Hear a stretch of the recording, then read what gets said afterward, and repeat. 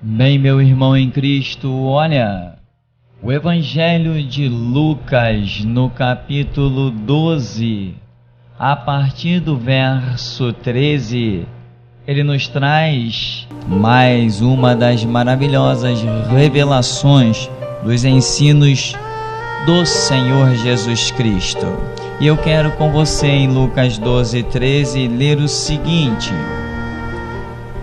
nesse ponto, um homem que estava no meio da multidão lhe falou: Mestre, ordena meu irmão que reparta comigo a herança.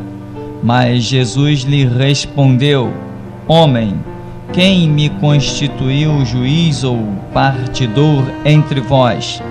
Então lhes recomendou: Tende cuidado e guardai-vos de toda e qualquer avareza, porque a vida de um homem não consiste na abundância dos bens que ele possui. E lhes proferiu ainda uma parábola, dizendo, e já nós vamos ver esta continuidade do ensino do Senhor Jesus Cristo. Contudo, querido, eu quero que você atente neste momento inefável quanto ao fato de que alguém chegou diante de Jesus e solicitou: Mestre, em outras palavras, eu tenho direito, diga ao meu irmão que reparta comigo a herança. Vai lá, mestre, fala com ele, tu tens autoridade, tu sabes que isto é justo. Contudo, o Senhor Jesus demonstra uma grandeza além dos fatores naturais e não se envolve com isto. Não estamos aqui dizendo que a causa daquele homem não fosse justa. Jesus apenas advertiu aos seus discípulos: acautelai-vos da avareza. O que é avareza? É o apego sórdido às riquezas, aos bens temporais. Ora, bens temporais. Mas bens temporais estão destruindo a vida de muitas pessoas, não é verdade? Olha, observa aqui no verso 15, Jesus diz: porque a vida de um homem não consiste na abundância dos bens que possui. Será que tenho que repetir? A sua vida não consiste na abundância dos bens que você possui. Muitas pessoas estão acreditando que as suas vidas estão apoiadas nos bens que ela possui. Elas se consideram em paz, em descanso, em alegria, em tranquilidade, porque têm bens para neles confiar. E ousam dizer que confiam em Deus, e inclusive ousam dizer que têm os seus bens materiais porque confiam em Deus, quando na verdade isto não é a verdade. Elas confiam nos seus bens temporais e até entram numa igreja para abrir a boca e louvar a Deus com um cântico, com um hino, porque tem medo de perder as riquezas. A sua vida está apoiada apenas nos bens temporais e materiais. Este louvor não é aceito diante do trono de Deus. Deus não aceita quem frequente a sua casa com medo de perder as coisas materiais. Este é um primeiro recado. E claro, como não repetir, a vida de qualquer homem não consiste na abundância dos bens que possui. Tem pessoas que olham para os seus patrimônios, e quantas vezes eu terei que repetir isso, eu não sei quantas vezes o Espírito de Deus me levará a lançar esta mesma mensagem redundantemente no mundo, eu não sei, mas as pessoas estão olhando para o seu bem material e estão dizendo: eu tenho Deus. Ora, quando foi que a Escritura disse que o bem material está vinculado à revelação de Deus? Quem foi que disse isso? Como Pedro ousaria na porta do templo chamada Formosa dizer para aquele coxo e paralítico: eu não tenho ouro, eu não tenho prata? Ora, olha o que Pedro está dizendo. Aquele homem cuja sombra curava, olha o que ele disse: eu não tenho ouro, eu não tenho prata. Pobretão, né? Necessitado, né? Precisava de ajuda. Não tenho ouro, eu não tenho prata, mas o que eu tenho, isto te dou. E o que ele deu para aquele homem? Ele deu para aquele homem vida, ele deu para aquele homem dignidade, ele deu para aquele homem virtude. Os valores que estavam na vida de Pedro, que não eram temporais, pois saltavam para a vida eterna, esses sim são valores reais que devem conter na essência, no caráter de um ser humano. É isto que nos faz imagem e semelhança de Deus, quando não temos coisas da terra, não que tenhamos, não precisamos ter para nos qualificar como cidadão do céu. Lá o Salmo 15 diz que o cidadão do céu é aquele que honra a Deus, é aquele que ama o seu próximo, é aquele que faz o bem, é aquele que não difama com a sua língua. Não diz que o cidadão do céu é aquele que tem ouro e prata. Está ouvindo? Está ouvindo, avarento? É isso que diz a Bíblia. Você pode me dizer, mas a minha igreja pensa diferente. É porque você não está em uma igreja, tá ok? Você não está congregando em um lugar onde Deus está presente. Cuidado, porque vai chegar a hora da verdade. A esquina da vida apresenta-se a nós, e é nestes momentos que muitos veem que a sua fé foi uma fé fracassada, inútil. Quantos encontramos decepcionados, frustrados? Por quê? Porque a vida de qualquer homem não consiste na abundância dos bens que possuem. E o que nós vemos hoje? Nós vemos pessoas donas de canais de televisão, pessoas milionárias, pessoas que não têm mais aonde colocar dinheiro, pessoas com recursos e mais recursos, pessoas que já baixaram a sepultura e pior que isso, até ao próprio inferno, que deixaram patrimônios de milhões de dólares. Ora, e o que foi dessas pessoas? Dessas pessoas foi o que Jesus disse, que dará o homem em resgate da sua alma. Que adianta o homem ganhar o mundo inteiro e perder a sua alma? Tem que repetir, que adianta o homem ganhar o mundo inteiro e perder a sua alma? Então, querido, este é um conceito da Escritura. Você não pode dizer que tem Deus porque a sua geladeira está cheia. Só isso não é o bastante, porque tem muita gente que serve ao diabo e que tem uma geladeira bem mais farta do que a tua, tá ok? Você não pode dizer que tem Deus porque tem uma casa própria para apresentar para alguém. Tem gente que serve a Satanás e que tem uma casa melhor do que a tua, tá ok? Tá aprendendo a lição? Tem gente que tem roupas muito melhores do que a sua, muito mais caras, e servem ao diabo. Como é que você quer jogar na cara de quem quer que seja os seus bens materiais? Os seus bens materiais não demonstram o teu Deus. O que demonstra o teu Deus é a tua autoridade espiritual. Você tem coragem para botar o diabo para correr? Tem disposição para orar por um enfermo, seja de qualquer enfermidade? Você tem realmente a valentia de encarar tudo e todos para testemunhar de Cristo até a morte? Você é um valente? Você é como Jesus Cristo disse que temos que ser? Semear dissensão, semear fogo, lançar espada, semear contenda. Você tem esses valores na sua vida? Ah não, o que você tem para apresentar? Uma casa própria, um carro? Ora, tem pessoas que servem ao diabo que tem isso muito melhor do que você. Então, se o teu Deus é um Deus que tem apenas uma casa para usar como referencial na sua vida, um carro, uma conta bancária, um bem material, esse teu Deus é lixo, esse teu Deus é inútil, esse teu Deus não presta para nada, esse teu Deus é profanado, corrompido. Eu piso na cabeça desse teu Deus, esse teu Deus fajuto que só tem bens materiais para vincular. O Deus que eu sirvo, o Deus da Bíblia, está muito além disso. Ele próprio disse: o céu e a terra passarão, mas as minhas palavras não passarão, e permanecem para sempre. Seca-se a erva, murcha a sua flor, mas a palavra de Deus permanece eternamente. O que o meu Deus, o Deus da Bíblia, tem para me dar são palavras, palavras e palavras poderosíssimas pelas quais o mundo foi criado e que me geram vida eterna para habitar nas mansões celestiais. Eu não sirvo a um Deus que só tem casa, bens materiais para dar. Esse Deus eu rejeito, ele é esterco, eu piso na cabeça dele e desfaço as obras dele. Está dado o recado? E Jesus continua assim, olha: o campo de um homem rico produziu com abundância, e arrazoava consigo mesmo, dizendo: que farei, pois não tenho onde recolher os meus frutos? E disse: farei isto, destruirei os meus celeiros, reconstruí-los-ei maiores, e aí recolherei todo o meu produto e todos os meus bens. Então direi à minha alma: tens em depósito muitos bens para muitos anos, descansa, come, bebe, regala-te. Mas Deus lhe disse: louco, esta noite te pedirão a tua alma, e o que tens preparado para quem será?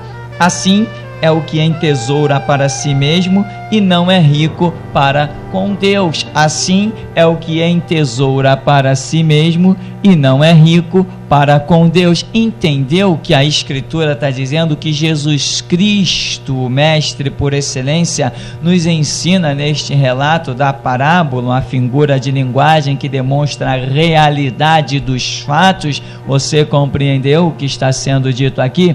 Bem, Jesus está dizendo que o homem tinha em depósito, quer dizer, ele olhou e disse: minha alma, regala-te, folga. Eu olhando para o futuro, eu vejo que os meus bens não acabarão, então eu posso confiar nos bens materiais. Eu destruí os meus depósitos pequenos, construir depósitos grandes, ou seja, se fosse nos dias de hoje, o dinheiro que eu tenho é tanto que eu não posso gastar em toda a minha vida, então eu vou descansar. Em que tu confias, homem e mulher de Deus? Você confia no dinheiro no qual você possa se apoiar? Você confia nas riquezas? Você está dentro da igreja, glória a Deus e aleluia. Por quê?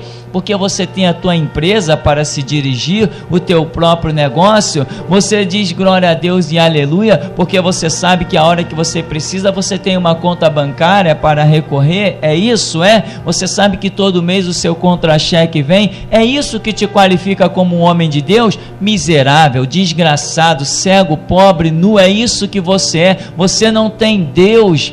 Você tem riquezas e é nelas que você confia. Você confia mesmo em Deus? Exemplo de confiança em Deus é Jó, cujas qualidades não eram as suas riquezas, mas a Escritura diz que Jó era homem reto, íntegro, temente a Deus e desviando-se do mal. Reto, íntegro, temente a Deus e desviando-se do mal. Estas são as 4 características que Deus dá a respeito da vida de Jó.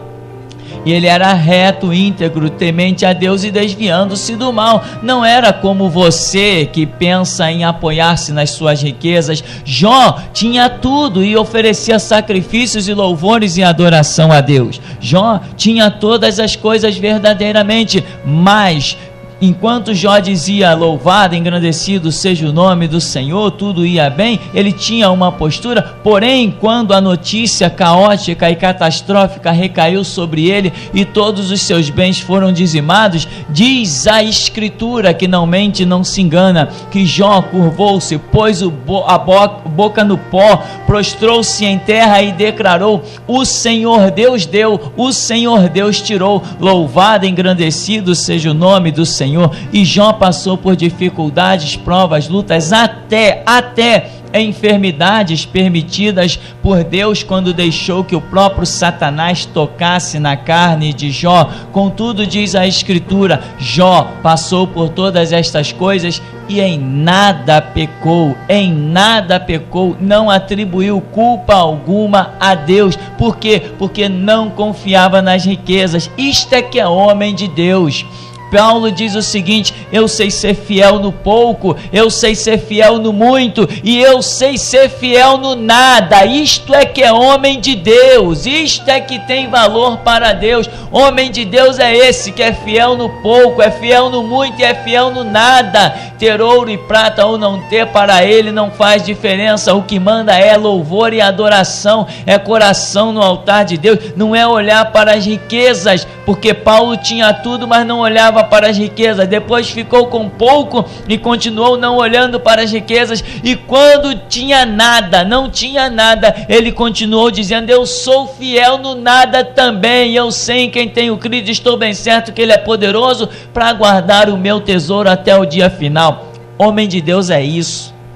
Não olha para as suas riquezas para jogar nada na cara das pessoas. Está pensando que você é mais importante do que quem mora debaixo do viaduto? Se você pensa que tem Deus porque tem uma casa melhor do que quem nem tem, você está achando que você tem Deus porque tem uma casa e está achando que quem mora debaixo do viaduto não tem valor? Eu vou te dizer uma notícia, homem de Deus, você tem a tua casa, mas é um inútil. Você não sai para pregar o evangelho, você não distribui um folheto, você não faz nada para o reino de Deus. E tem pessoas nesta hora morando debaixo do viaduto que vão receber a palavra, vão se levantar, vão ser curadores de enfermos, vão ser expulsadores de demônios e vão ser aqueles que semearão a palavra, serão pregadores valiosos para a obra de Deus, serão ganhadores de alma, enquanto você está aí com a sua riqueza e é um inútil. E esse que hoje você passa e vê debaixo de um viaduto, esse vai ser um ganhador de alma e vai adentrar no reino de Deus à sua frente para receber galardão que você nunca pensou.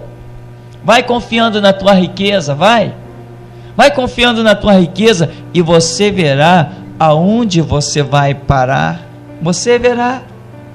Em Mateus capítulo 13, a Escritura continua nos ensinando a partir do verso 22, diz assim: o que foi semeado entre os espinhos é o que ouve a palavra, porém os cuidados do mundo e a fascinação das riquezas sufocam a palavra e fica infrutífera. Mas o que foi semeado em boa terra é o que ouve a palavra, a compreende, este frutifica, produz a 100, a 60, a 30 por 1. Você entendeu a escritura, a parábola do semeador? Jesus está dando a explicação e o desfecho, e ele diz: o que foi semeado entre os espinhos é o que ouve a palavra. Você ouviu? Porém os cuidados do mundo e a fascinação das riquezas sufocam a palavra e fica infrutífera.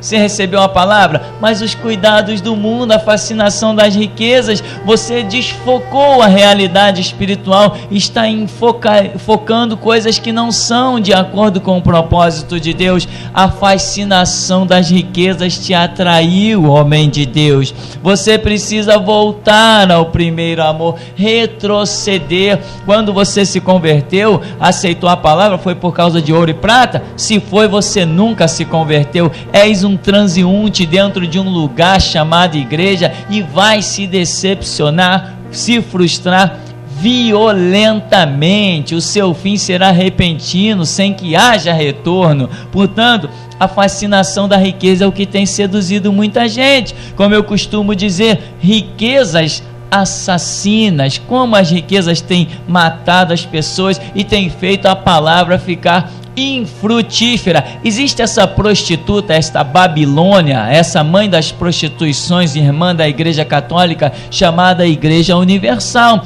que seduziu com a opinião das riquezas muitas pessoas.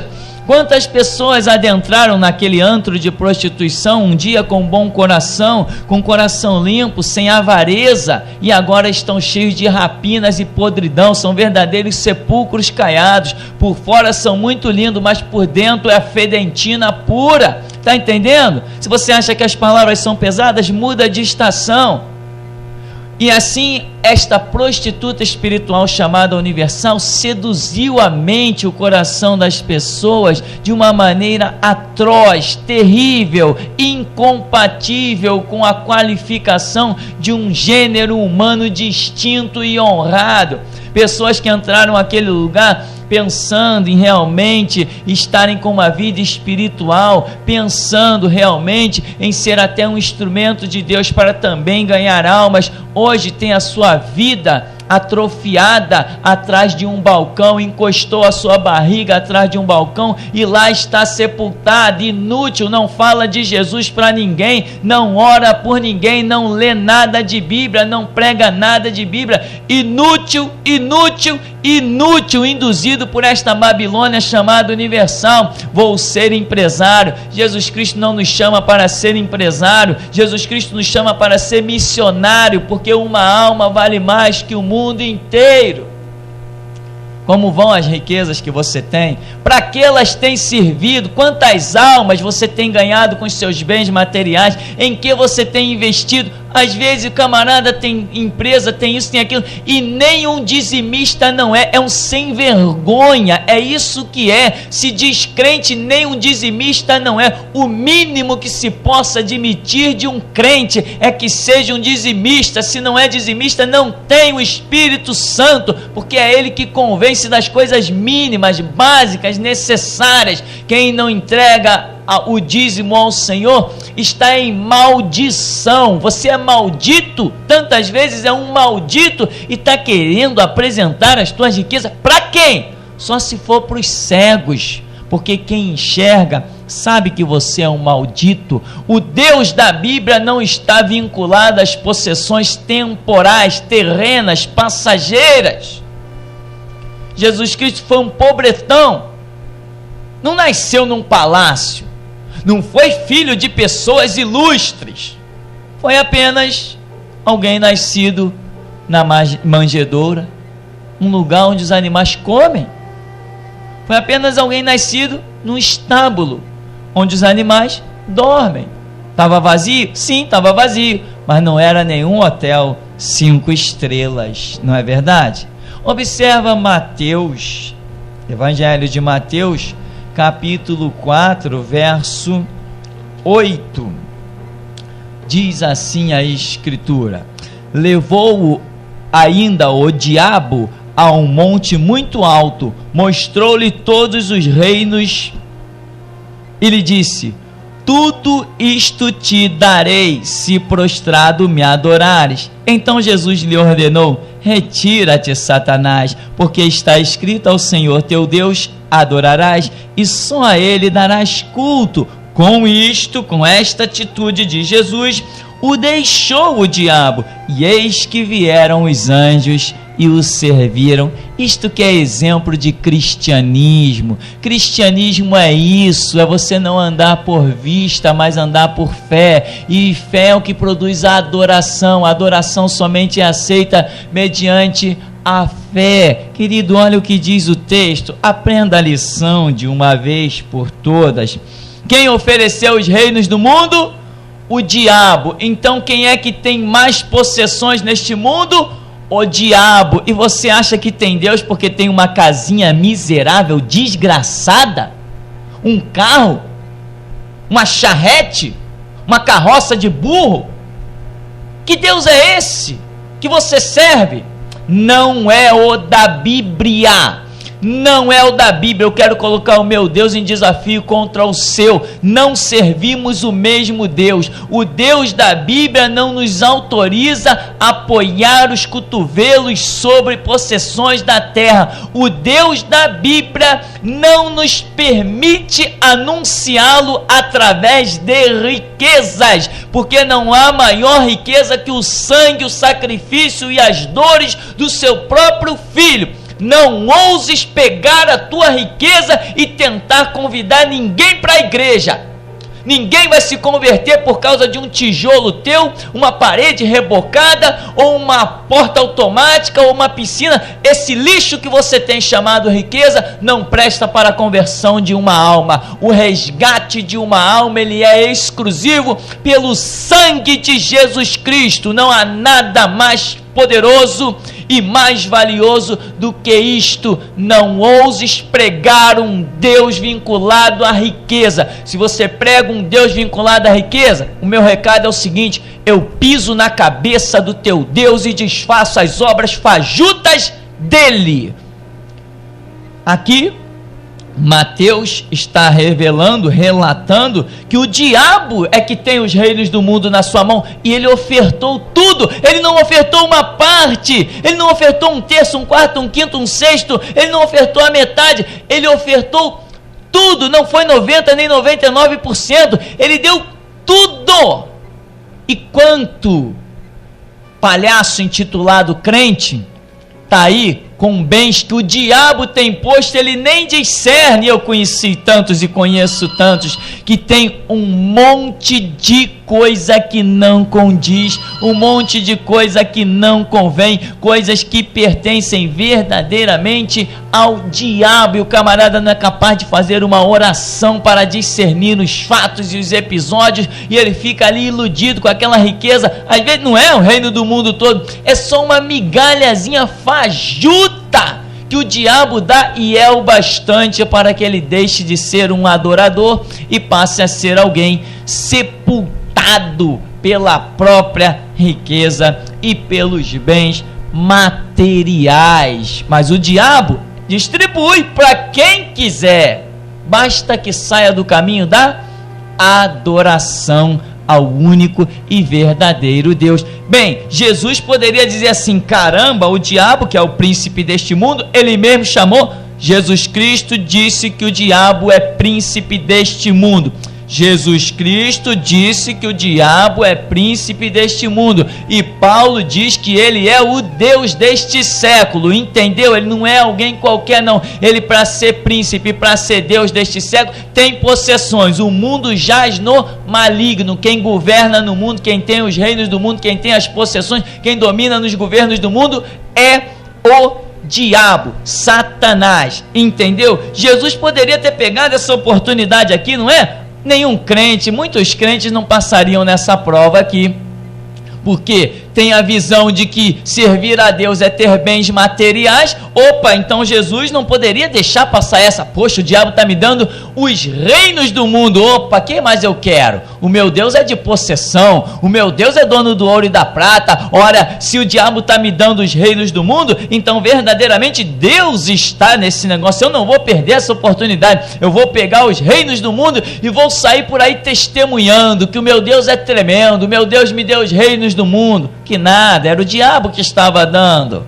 E você acha que o diabo dá alguma coisa sem obter o devido lucro? Mas no verso 11 diz que com a atitude de Jesus em rejeitar todos os reinos do mundo e se preocupar com a adoração a Deus, diz que com isto o diabo o deixou. Eis que vieram os anjos e o serviram. É isso aí. Quem serve a Jesus Cristo, quem rejeita o mundo e se prende à adoração. A adoração também é o serviço a Deus, porque você adora a Deus não é só cantando, é trabalhando, é calejando as mãos, é suando a camisa, é gastando o sapato pelo reino de Deus. É assim que se adora a Deus. Diz que o diabo o deixou e os anjos o serviram.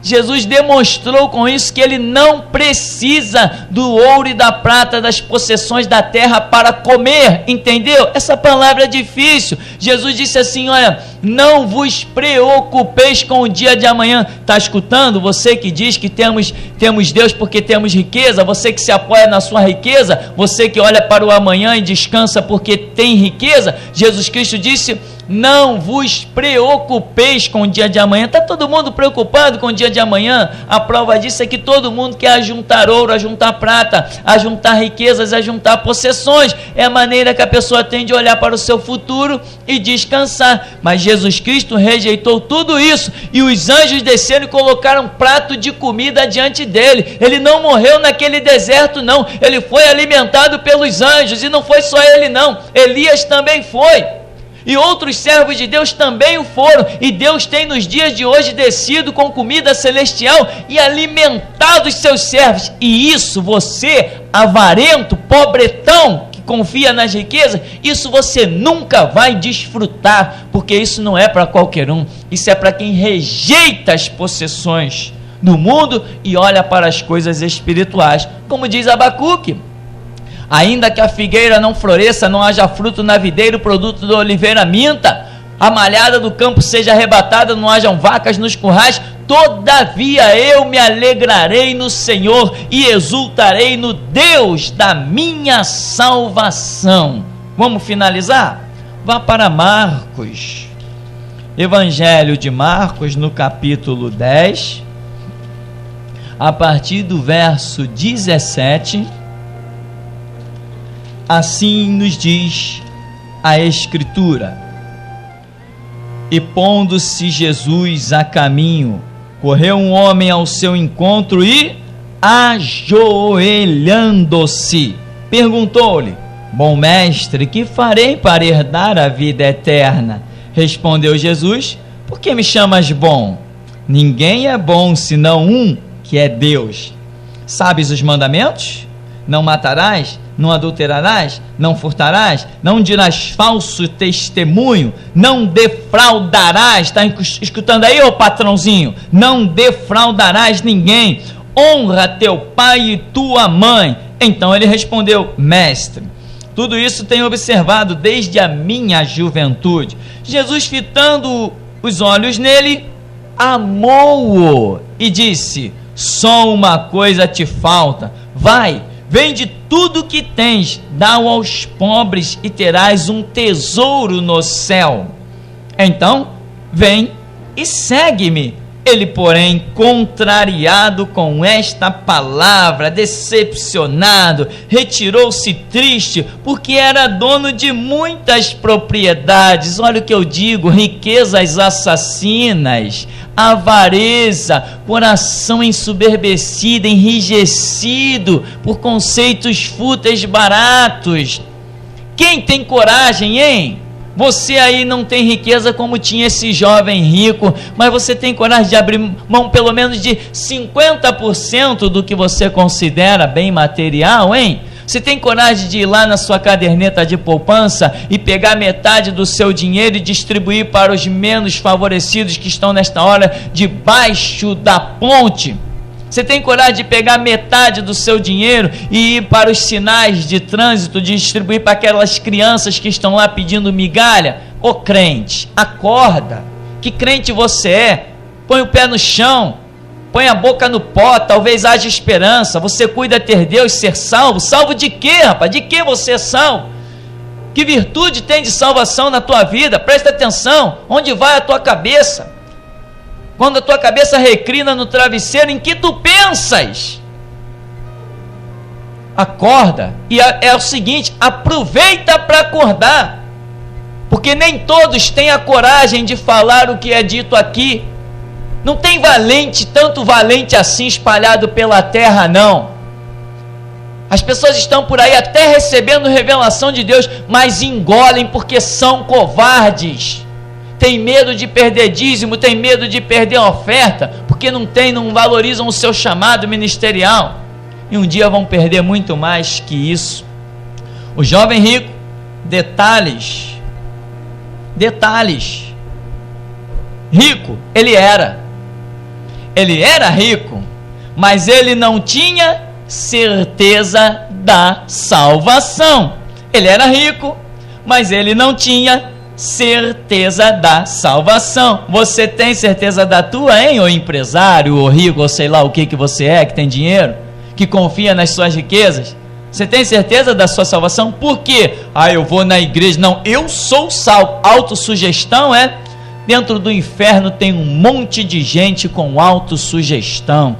A salvação é um processo interior, ela não acontece de fora para dentro, ela acontece de dentro para fora, pois assim diz a Escritura: o Espírito Santo testifica com o nosso espírito. É no âmago, é no interior, é a convicção inquestionável, pessoal.